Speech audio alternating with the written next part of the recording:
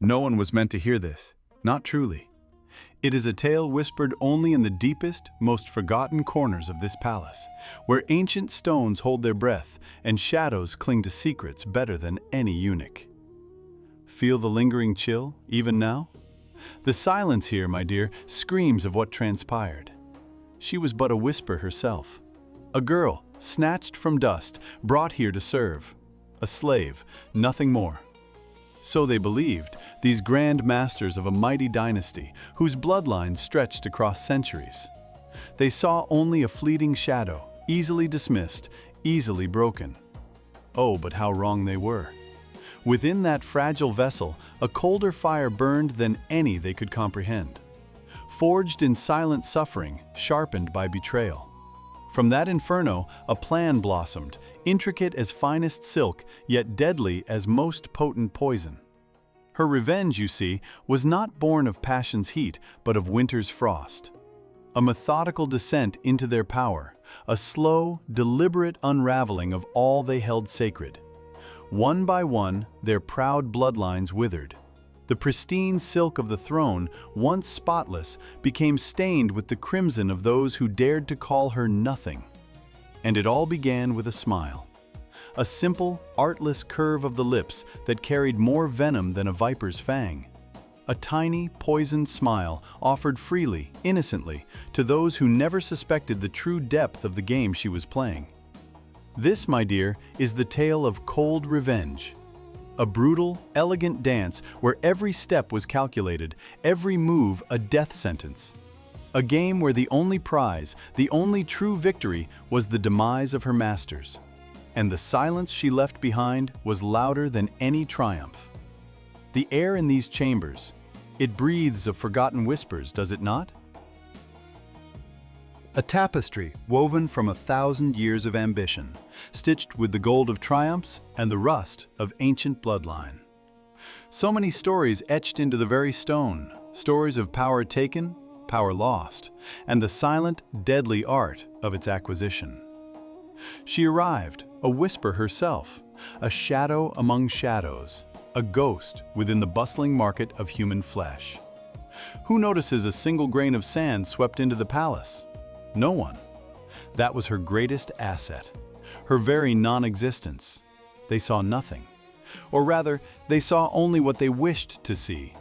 A child, perhaps. A new face to polish the gilded cages of their pleasure.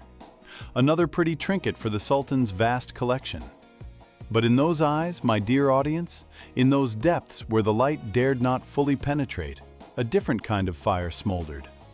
Not the transient flame of youthful defiance, but the cold, steady burn of a forge. A furnace stoked by loss, by the memory of chains, by the very taste of dust and defeat. This was a poison brewing, not in a vial, but in the heart of a girl who had lost everything. A fire meant to incinerate not just one life, but the very foundations of a dynasty. She moved through the marbled halls, a phantom learning to dance.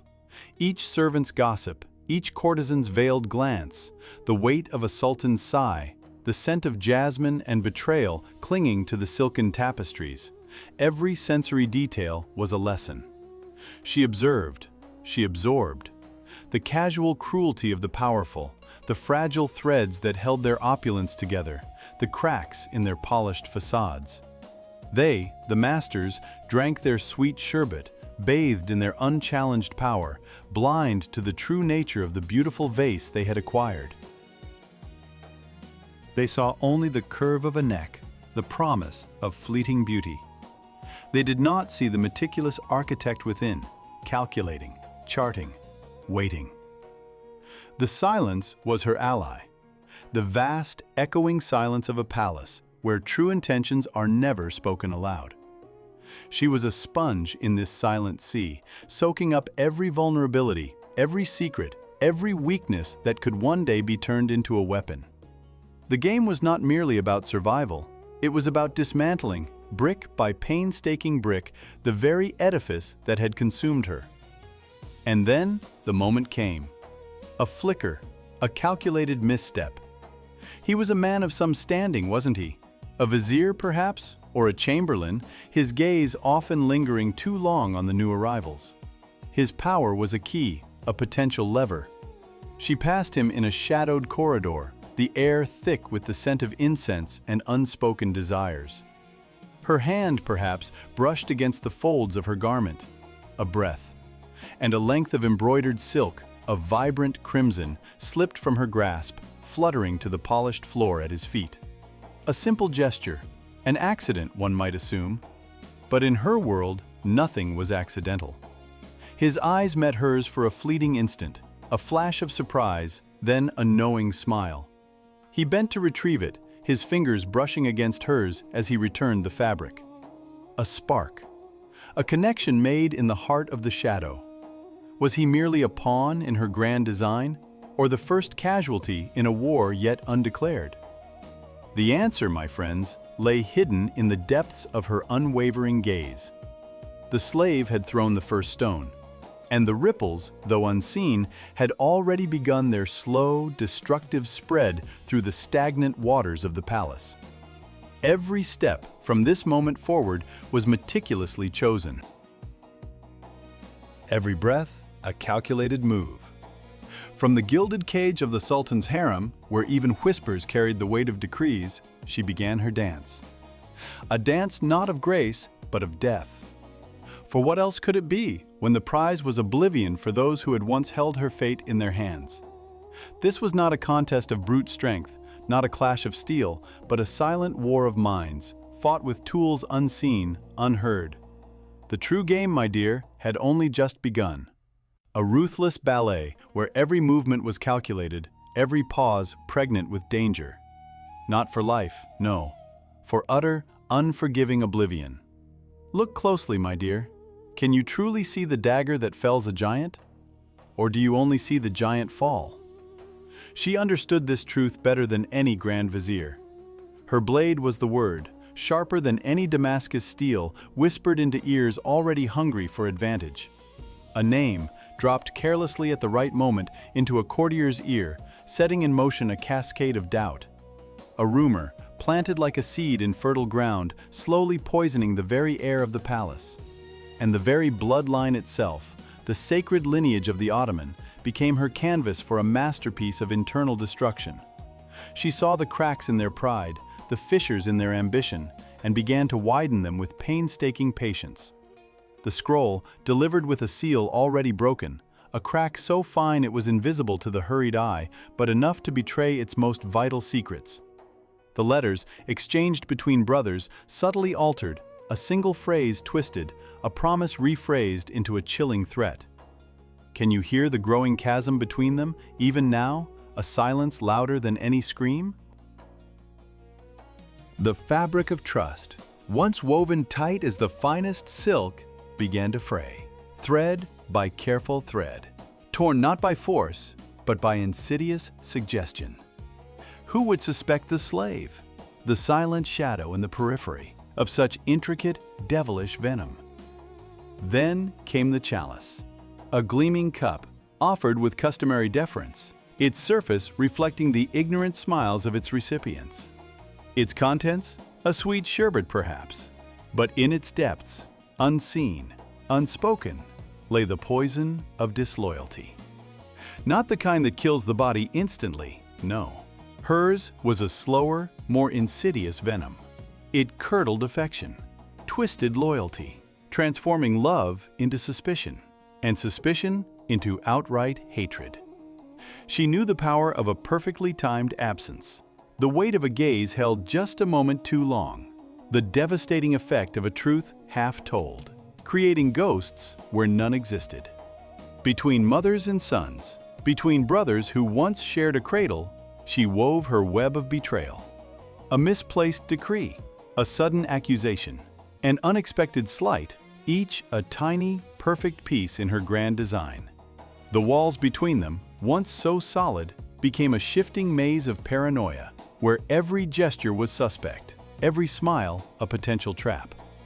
The mighty dynasty, once an unyielding mountain, began to erode from within, grain by imperceptible grain, its foundations crumbling under the weight of its own internal strife.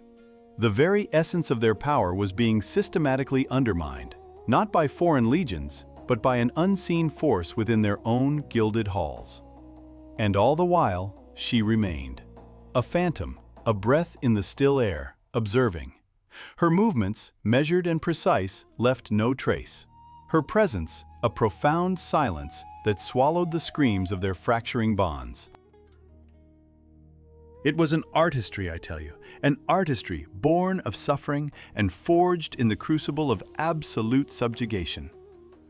To make them, the architects of her misery tear each other limb from limb, to watch their magnificent empire consume itself with its own internal fire, and to do so without ever raising a voice, without ever striking a blow. She was the wind that fanned the flames, the unseen hand that pushed the first domino. The grand illusion was that they were in control. The terrible truth was that they were merely puppets, dancing to the invisible strings of a slave's cold, calculated vengeance. Their downfall was not an act of war, but a slow, deliberate suicide, orchestrated from the deepest shadows of the palace, where no one ever thought to look, where no one ever dared to suspect. The air, once thick with the cloying scent of jasmine and the sharp tang of ambition, now carried only the metallic, undeniable reek of ruin. When the smoke finally cleared, when the last choked gasp echoed through these hallowed, cursed halls, what remained was not merely desolation, my dears, but an absence so profound it defied belief. Blood had long since soaked into the intricate Persian carpets, staining patterns woven for kings, now a grotesque tapestry of vengeance. A massacre so absolute, so complete, that no one, not even the most wizened vizier who had seen empires rise and fall, could fathom its genesis. How, do you ask, does an oak, rooted for centuries in the bedrock of power, simply cease to be? Look closely, think of it. Bloodlines, ancient as the desert winds, that had commanded vast swaths of land, that had believed themselves immortal, simply vanished, swallowed whole by an unseen current. A dynasty, proud and unyielding in its centuries-old dominion, reduced to dust. Its name now whispered only in the hushed, fearful tones reserved for forgotten curses. Those who had called her their property, who had measured her worth in silver and dismissed her soul as less than a whisper, now lay in silent testament to their monumental folly. Their voices, once so thunderous, dictating destinies, were forever muted. Their vast riches, accumulated through generations of merciless rule and casual cruelty, scattered to the wind like so much chaff, mere ghostly whispers of past grandeur. The game of queens, so often played with daggers and veiled smiles, had here been executed with the cold, precise certainty of a surgeon. It was then, from the deepest, most patient shadow of their collapse, that she emerged. Not with a triumphant flourish, nor a jubilant cry that would betray the slightest hint of release. No, there was no joy in her measured stride, no lightness in her gaze, for such ephemeral emotions were luxuries she had long since discarded. Only that same cold, unwavering fire that had burned in the depths of her eyes on the very day she first arrived, a chained slave, her future a blank canvas for their cruelty. The subtle poison, meticulously administered, the intricate betrayal, subtly orchestrated, the shimmering silk, woven not for adornment, but into the very shroud of their demise. This long, agonizing reckoning was not born of hatred's fleeting heat, but forged in the unyielding forge of ice. It was a debt paid in full, an equilibrium brutally, undeniably restored. No tears, you must understand, no hesitation, just the absolute, unforgiving silence of completion. She was the architect of their demise, and in her chilling stillness, she was the very embodiment of winter's cold, unyielding will, come to claim its due. The dust, it settled, a fine gray shroud over shattered marble and whispered names. They call it victory. I call it aftermath. Look around you. What remains when a storm of such magnitude passes? Not peace. Never peace. Just the desolate quiet, heavier than any scream that tore through these gilded halls. The throne, yes, it stands. But its gold now seems dulled, its velvet stained, not by blood you can see, but by the indelible shadow of what it demanded. It is a seat of power, yes, but also a monument to a terrible solitude. She stood there, a solitary figure against the weight of 1,000 fallen dreams. A queen now, a mistress of this domain. But the very foundation of her reign was a charnel house, a wall built of the bodies of those she overcame, those she sacrificed. A silent, terrible monument that forever separated her from the world she now commanded. Can you not feel the chill? The isolation that seeped into her bones, colder than any winter wind from the northern plains, a permanent barrier between her and any warmth. What price, you ask, for such a triumph? An immeasurable debt paid in soul-shattering choices. The bloodline she served, then severed with surgical precision. The betrayal that became her most potent weapon, sharper than any blade, swifter than any poison. This palace, beneath these arches, where every stone is soaked in the memory of silk and ambition, holds no room for good or evil. Only for those who possess the will to endure. Only for those who survive.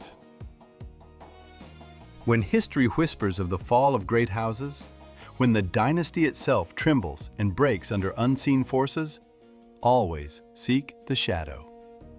Search for the one who was nobody, a mere reflection in a slave's eyes, yet became everything. For it is their cold revenge, slow and inevitable as the turning of the earth, that carves the true epitaph. Etched not in stone, but in the very fabric of time. This truth, born from the deepest silence of this court, was never meant for mortal ears. But now, you know.